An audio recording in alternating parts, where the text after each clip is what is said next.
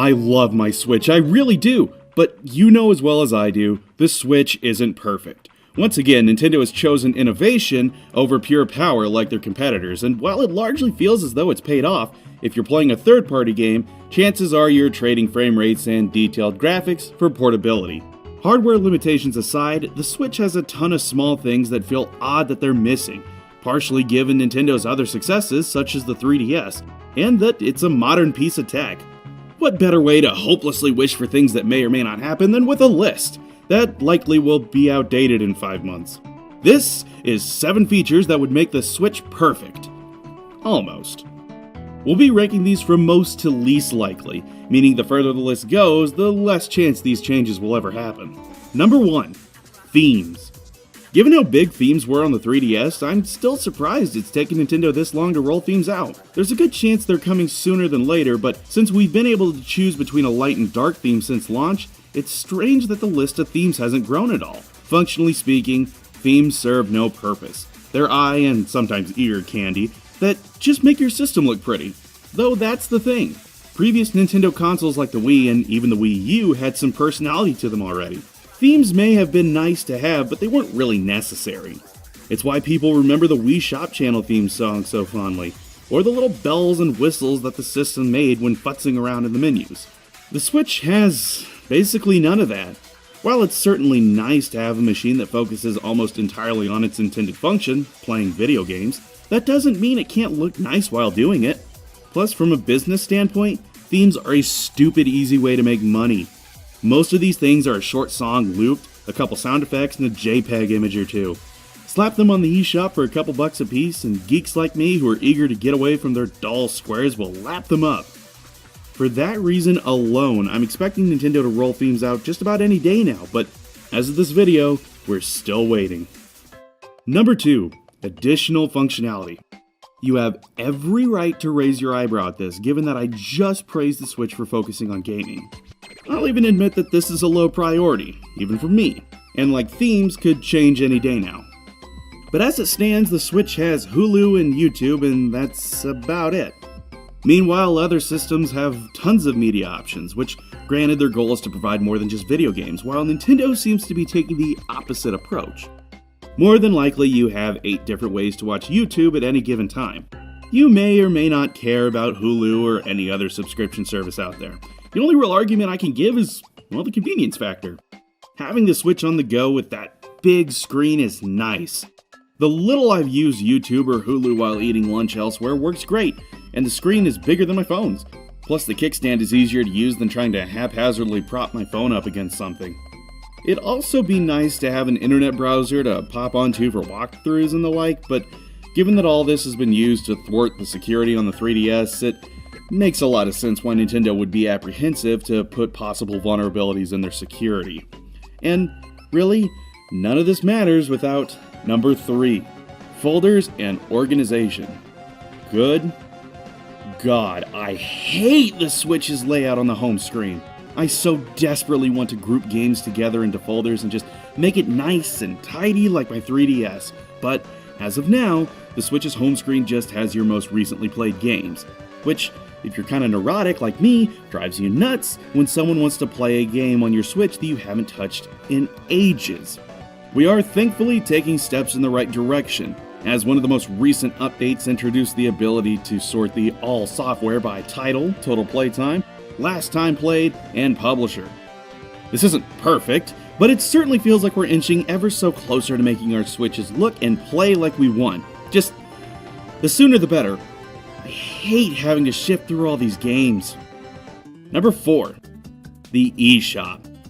We talked about how the Wii Shop Channel music slaps. This is a fact. We all know this, and, for all of its faults, the Wii U's shop was pretty easy to navigate. Finding new games and what you were looking for was quick and easy. The Switch's eShop is somehow barren while simultaneously being bloated. As of now, there's 5 different sections that actually have games. The Recent Releases tab does what it says, and the manner in which games are just unceremoniously dumped onto the eShop makes it very easy to miss new games.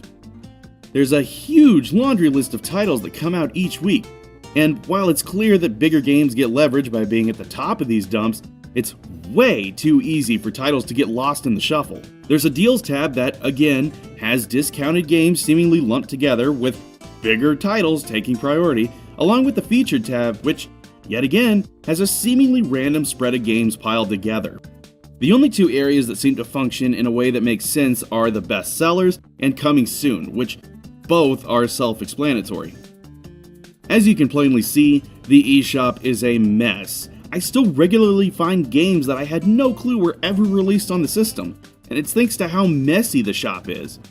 There's no recommendations based on what you like, which is fine, but there's not even sections that split games up into an easier to digest format. The closest thing the Switch currently has to any of this is the search menu and the ability to use filters. But that's arguably worse, as it dumps all this information onto you with no way to process it easily. The eShop needs a facelift, but given that they've been skating by with the bare minimum since launch, I don't see it happening anytime soon. Also, you can't gift games. This isn't even exclusive to the eShop. Why can't you gift games on any modern console? You could do this on the Wii. Why are we going backwards? Why? Number 5. Bluetooth. Now we're getting into fantasy territory. The things that I desperately want to be real but highly doubt will ever come true. The Switch's controllers communicate by Bluetooth. This is no big secret, but strangely enough, without buying a third-party accessory, it's currently impossible to use any kind of Bluetooth audio devices on the Switch. For some people, this doesn't matter, but man, I hate wires and I hate them even more on my headphones. I'm no expert, but I know people who are, and from what I gather, it's definitely possible for the Switch to support Bluetooth headsets. Even crazier, this, at least in theory, could be a function they potentially patch in. Now granted, that last bit of information is from an outside looking in perspective from hackers and programmers who do homebrew on the Switch. Being skeptical is perfectly acceptable here, but being forced to use wired headphones in 2019 isn't. Number 6. Bringing out more of Nintendo's history. Nintendo swears the Virtual Console is dead. In its place is the NES App, a catalog of games from yesteryear that await your fingertips, with more added every month. That's fine, I guess, but I'm rather nessed out after all this time. Yes, it's a innovative system that saved the industry. Yes, we all know it existed. Yes, it's neat to play Mario 3 on our shiny new Switches, but Nintendo is made up of so much more than just a 30-year-old system. I cannot, for the life of me, figure out why they refuse to acknowledge this past, with some very rare exceptions. While I'd love to see Super Nintendo games on the Switch, either through the NES app or even its own separate collection, the fact is, there is so much more they could do. There's a whole library of Game Boy, Game Boy Color, Game Boy Advance games that would be small enough to fit on an app like the NES one, in case space is the supposed worry. I'm sure folks would happily swallow the egregious amounts of space a Nintendo 64, I mean we aren't talking fantasy here, a GameCube library would take. Hell, you could just give users the ability to pick and choose what they want, deleting and downloading as they please. I could understand if Nintendo were willing to sell these games individually, and I want to believe that we'll at least get Super Nintendo games in the future. But given that the drip feed pace is slower than ever with the NES app, it's hard to have a lot of hope. And that's a damn shame. It'd make the $20 price tag for online seem like nothing at all. Because, as it stands, the Switch's biggest problem is its online. Number 7. Better online. Everything on this list until now has been debatable. It's my list, so these are things that I personally would want. But number 7, better online, should be on everyone's list. Nintendo and the internet are two things that have never gelled properly in the company's history. Between taking down videos for using snippets of gameplay footage to having the most backwards, asinine way to play with your friends, there's just something about the internet that Nintendo cannot get right. The worst part is, the Switch could very well be the worst so far. Friend codes are back because, why? Online chat requires you to use your phone, which, if I'm gonna do that, I might as well use something that actually works somewhat correctly, like Discord. You can't message or party up with anyone. These are all things you have to do outside the system, instead of just having it there. If I'm playing a game, I'm not going to constantly check my phone to see if someone wants to play too. That's the whole point of having this together, so your eyes don't need to leave the screen. This would all be forgiven by the clause that Nintendo has had in the past. It's free. And for a while, it was. The assumption, or so fools like myself thought, was that paying for a network service meant that it would work better than ever before, and that features that weren't there prior to paying would be added in. But they weren't. Instead, we just got a $20 tax to play games with your friends, along with a collection of ROMs that people like myself have played for years, or others who just don't care about a 30-year-old console. I'm being this harsh because I love Nintendo and I love the games that they make, but for the life of me, I cannot understand how they continue to walk backwards on online. Everything I've listed as problems is what I would want fixed, and that's why it's at the end of this list.